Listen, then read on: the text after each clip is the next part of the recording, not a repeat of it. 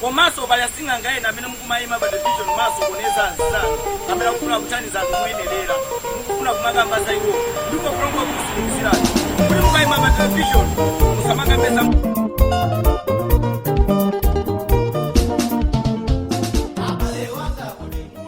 Takuyenderaniso Dr. Ibrahim Ngongondo takhala tikumva ndithu mtundu wa Malawi anthu ambiri osiyanasiyana akuyamikira kuti ambiri ndithu akulemera kuchokera kwa inu, komanso ena mwa iwo mabanja awo akubwezereseka ndithu, ena akutha kupeza zinthu zambiri zosiyanasiyana, ena asati mumakhala ndithu mumapezeka ndi zinthu zambiri zosiyanasiyana monga zithumwa, abathwa ndi njoka zokawa ndi zina zotero ndithu. Ndiye takupezani musiku lero kuti musimikizire mtundu wa Malawi makamaka kuti aziwe choonadi. Mzimu wambiri anthu ankhani.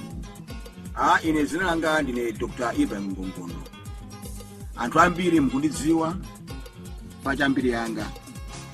Anthu ena makamuduna pa television osiyanasiyana mu dziko muno, ena maredio osiyanasiyana mu dziko muno, ena newspaper osiyanasiyana mu dziko muno.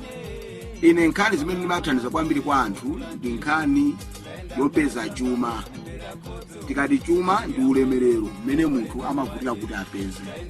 Ndiye ndine munthu Dr. Ibrahim Ngongondo amene ndiba. Munthu akafika kuno ku chipatala cha Dr. Ibrahim Ngongondo, kuno ndimakhala ndi njoka zokawa ndalama zimene anthu amagula. Ndimakhala ndi abathwa okawa ndalama amene anthu amagula. Komanso ndi mankhwala kuti munthu ndimampasa bala losapola moyo wake wonse. Munthu khala olemera, modabwisa, kupanga zinthu zodabwisa, kutukuka modabwisa. Izi ndi zimene Dr. Ibrahim Ngongondo amapanga pa nkhani ya ulemerero kuti munthu alemere. Poti anthu ankhani mwandifunsa kunyimbo kanga kuno kuti ndimapanga zosiyanasiyana, anthu akakuyamikira, akakubwera ku TV kuzayamikira kumeneko. Ine kuno ndionesa zinthu zingapo zimene ndionese pano kuti anthu a Malawi akhala kuona zimene ine ndimapanga. Chaichimo cha sendawana ndinkula nchenje chimagwira ntchito. Choyamba ndikupempha anthu wa Malawi kuti chonde musasike kanema yanu, muonese bwino zimene Dr. Ngongondo amapanga. Choyamba pano ndikusa ntchito chithumwa ichi chimene mkuchula nonse pano pa TV. Chonde musasike kanema yanu. Komanso lero ndikusa ntchito beseni imene mkuona pa bigiri mkati mulibe kanthu kaneka kalikonse. Ndafa ndikusa ntchito pano kuti anthu ambiri akhala kuona pa TV. Choyamba ndionesa chithumwa changa cha sendawana chimene chimagwira ntchito yokawa ndalama. Chithumwa ichi chimene big motel.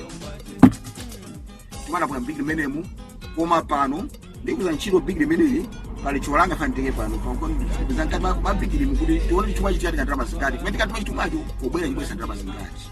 Machone tonse bwino. Komanso ndikosa chiri big meneli musembo ino ngati mulibe kali konse chithumwa chokha. Komanso kwa kwa ndipanga. Komanso ndiwerenga mmene mbigirimu anthu akakuonesa bwino. Choyamba ndiwerenga 1 2 4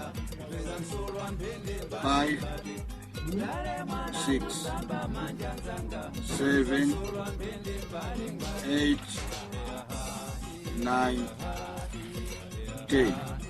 Ndati beseni munekamo chithumwa cha sendawana kumasongola change. Ndedi kale chero tonse chimene chachitika pano.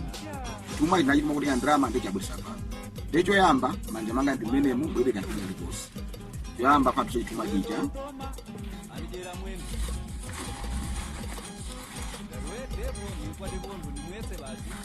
Choyamba tikwaso pasi paja.